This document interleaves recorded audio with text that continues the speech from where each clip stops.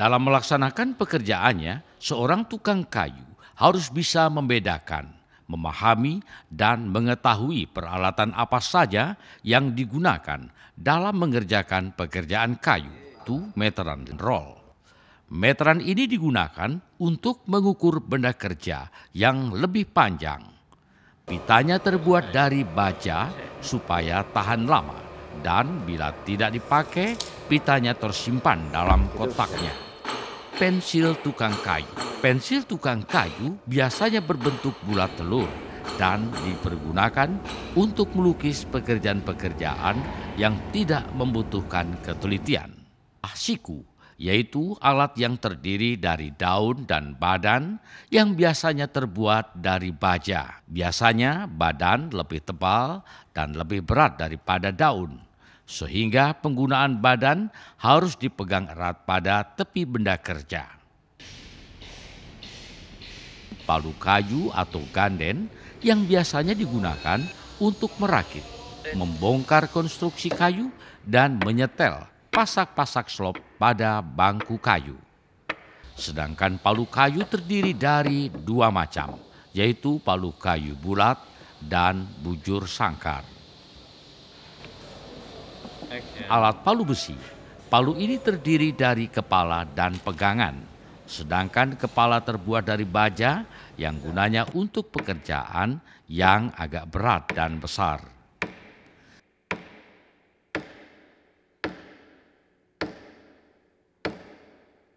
Pahat lubang. Pahat lubang daunnya dibuat agak tebal dan pegangannya dilengkapi dengan cincin yang gunanya untuk membuat lubang pada konstruksi dan penggunaannya bisa dipukul. Pahat tusuk. Pahat tusuk daunnya pipih dan pegangan terbuat dari kayu atau plastik yang gunanya untuk meratakan lubang atau pen yang penggunaannya tidak boleh dipukul.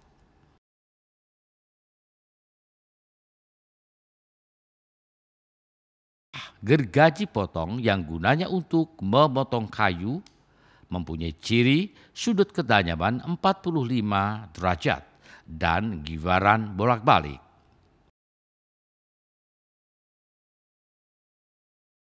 Gergaji belah yang gunanya untuk membelah kayu yang sejajar serat. Gergaji belah ada bentangnya dan mempunyai ciri ketajaman 60 derajat. Sedangkan macam peralatan pekerjaan perkayuan yang kedua adalah mesin portable yang terdiri dari bor tangan listrik yang penggunaannya multiguna. Bisa untuk mengebor kayu dan juga untuk beton dengan merubah kecepatan tinggi rendah serta merubah posisi. Sedangkan mata bor adalah digunakan untuk kayu dan hammer digunakan untuk beton. Bor ini dirancang seringan mungkin supaya mudah dibawa atau dipindah-pindahkan.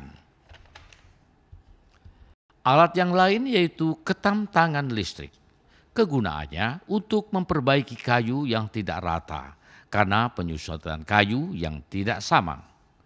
Karena pekerjaannya cukup berat, maka dari itu digunakan ketam tangan listrik.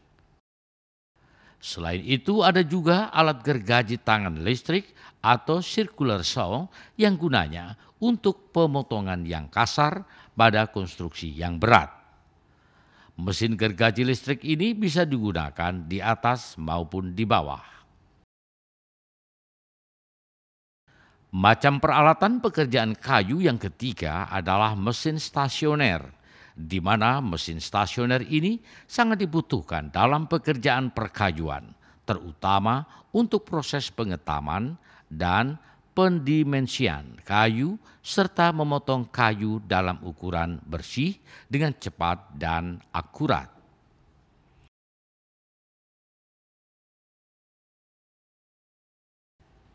Sedangkan mesin stasioner yang lainnya adalah mesin gergaji bundar atau circular saw with table yang berfungsi untuk memotong kayu dan membelah kayu. Untuk pemotongan kayu biasanya dikerjakan dengan bantuan mistar penghantar potong, sedang untuk pembelahan kayu dipergunakan bantuan mistar penghantar belah. Untuk diperhatikan bahwa pisau belah harus terpasang dengan baik pada tempatnya dan tudung pengaman selalu terpasang di atas daun gergaji. Mesin stasioner yang lain adalah mesin bor horizontal. Mesin ini mempunyai fungsi untuk membuat lubang memanjang dan membuat lubang bulat pada kayu. Sedangkan lubang pen memanjang dapat juga dibuat dengan mesin bor horizontal.